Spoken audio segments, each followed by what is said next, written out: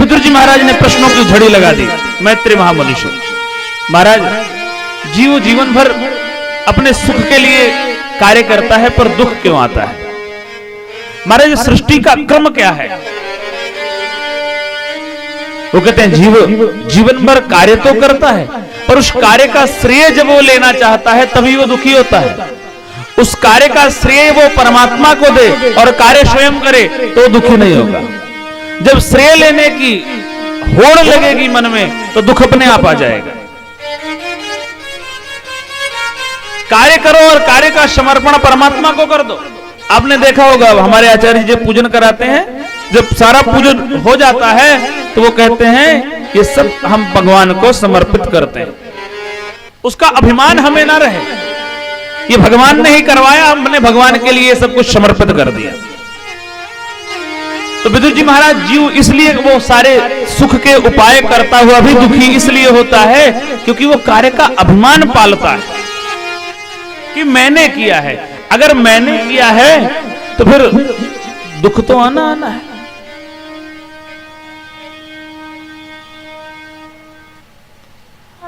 महाराज, सृष्टि का क्रम कैसे चला? तब विदुर जी महाराज कहते हैं यही प्रश्न पहले भी संतों ने किया था, वही मैं आपको उत्तर बताऊंगा।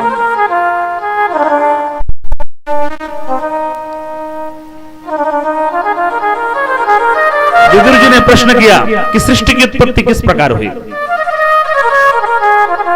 मैत्रेय महामुनि कहते हैं भगवान आदि नारायण के नाभि कमल से ब्रह्मा जी की उत्पत्ति हुई। ब्रह्मा जी को सृष्टि बढ़ाने की आज्ञा मिली कि सृष्टि का विस्तार करें। ब्रह्मा जी ने सर्वप्रथम 4 कुमारों को जन्म दिया अपने संकल्प से, सनत, सनंदन, सनातन और सनत कुमार, जिनको सनकादिक भी कहते हैं। सनकादिकों ने ब्रह्मा जी को प्रणाम किया और प्रणाम करके पूछा, गुरुदेव क्या आज्ञा है हमारे लिए?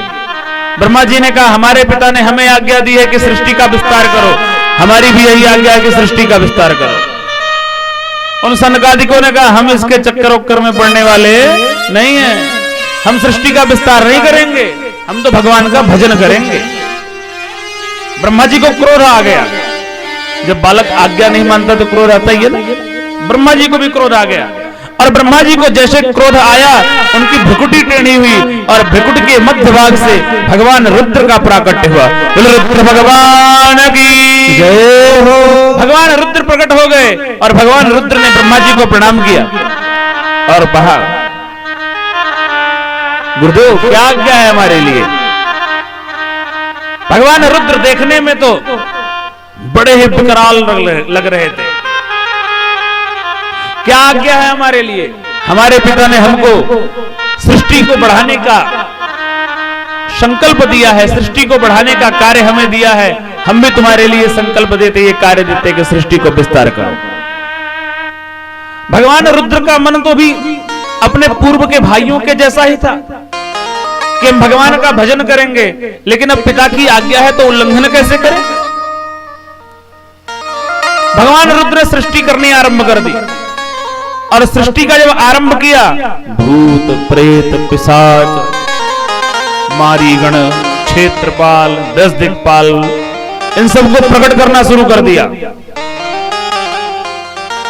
और जो सब देखने में बड़े विकराल थे अब ये एक दूसरे को खाना शुरू कर दिए। ब्रह्मा जी ने कहा, ये कौन सी सृष्टि है भैया? ये तो होते ही खत्म होनी शुरू हो गई। एक काम करो, तुम सृष्टि ना करो, तुम बैठो, तुम भजन करो भगवान का, सृष्टि हम अपने आप बढ़ा लेंगे। ऐसे होता ना, हम अपने बच्चे को कोई आज्ञा दें और उथल पुथल कर दे तो हम क्या कहते हैं, एक काम बैठ हम कर लेंगे, ऐसे करते ना। तो ब्रह्मा जी ने देखा, तुम बैठ जाओ, हम अपने आप सृष्टि बढ़ा लेंगे। ब्रह्मा जी ने पुनः संकल्प किया, संकल्प करके 10 ऋषियों को जन्म दिया। अब ये देखो, संकल्प की जो सृष्टि होती है वो स्थिर सृष्टि नहीं होती है। हम जो संकल्प करते हैं वो संकल्प एक स्थिर सृष्टि को नहीं दे सकता है, क्योंकि हम आप भी तो संकल्प से बहुत सारी सृष्टि करते रहते हैं। पता नहीं बैठे बैठे क्या क्या सोचते रहते हैं, पता नहीं कौन कौन सा संकल्प, क्यों शास्त्री जी, पता नहीं कौन सा संकल्प लेते हैं बैठे बैठे, तो क्या वो स्थिर रहता है? एक पल में झोंका आया, वो सृष्टि खत्म। तो हम आप भी ब्रह्मा जी तो हैं, बैठे बैठे संकल्प लेते हैं, और संकल्प कितनी देर स्थिर रहेगा? 10 कुमारों को जन्म दिया, पर वो संकल्प की सृष्टि टिकी नहीं।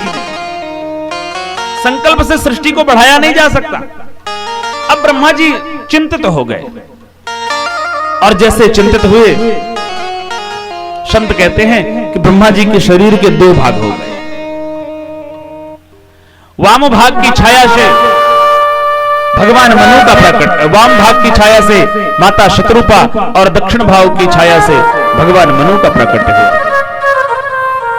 मनु शत्रुपा भगवान ब्रह्मा जी के सामने खड़े होकर के प्रणाम करने लगे, और प्रणाम करके आज्ञा मांगी,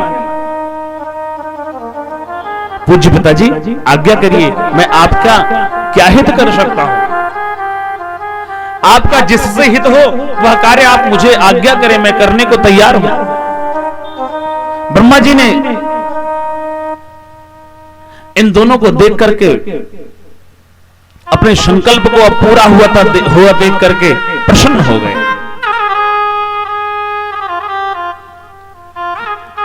हमारी आज्ञा है कि आप सृष्टि का विस्तार करें। आज्ञा जैसे मिली, मनु जी महाराज को सृष्टि करने का संकल्प लेकर के चल पड़े। पुनः फिर ब्रह्मा जी के पास आ गए, महाराज हम सृष्टि का विस्तार तो करें, पर सृष्टि को रहने की कोई स्थली तो बता दीजिए, कोई जगह तो बता दीजिए। अरे पृथ्वी है तो, मनुष्यों को रहने के लिए, सृष्टि को रहने के लिए पृथ्वी है तो।